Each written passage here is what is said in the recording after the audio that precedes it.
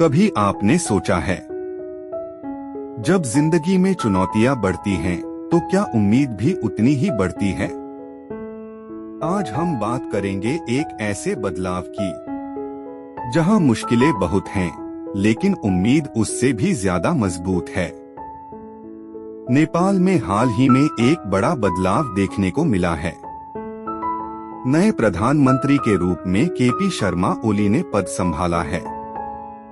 उनका यह उद्देश्य सिर्फ नेपाल के लिए ही नहीं, बल्कि भारत के लिए भी एक नए रिश्ते की शुरुआत का संकेत माना जा रहा है। नेपाल और भारत का रिश्ता कोई नया नहीं है।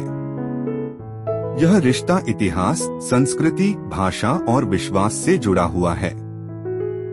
दोनों देशों के लोग एक दूसरे से गहराई से जुड़े हैं।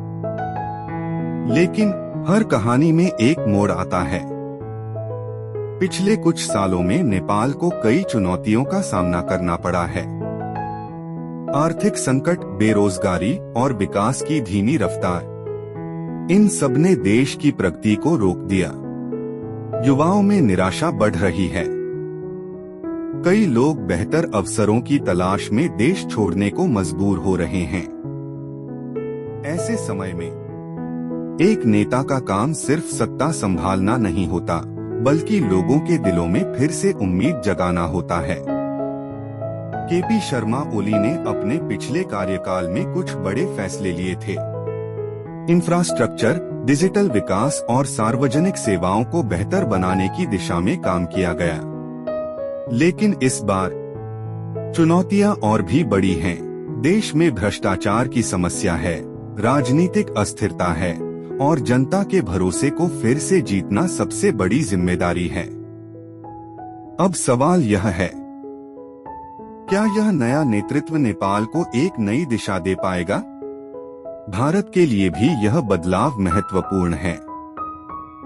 दोनों देशों के रिश्तों में पिछले कुछ समय में कुछ तनाव देखने को मिला था, लेकिन अब एक नई शुरुआत की उम्मीद है।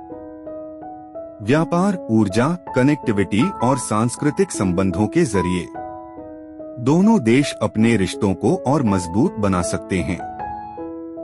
अगर सही कदम उठाए जाएं, तो यह सिर्फ नेपाल के लिए नहीं, बल्कि पूरे क्षेत्र के लिए एक सकारात्मक बदलाव हो सकता है।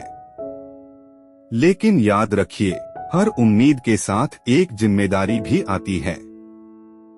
अगर वादे पूरे नहीं हुए, तो यही उम्मीद निराशा में बदल सकती है।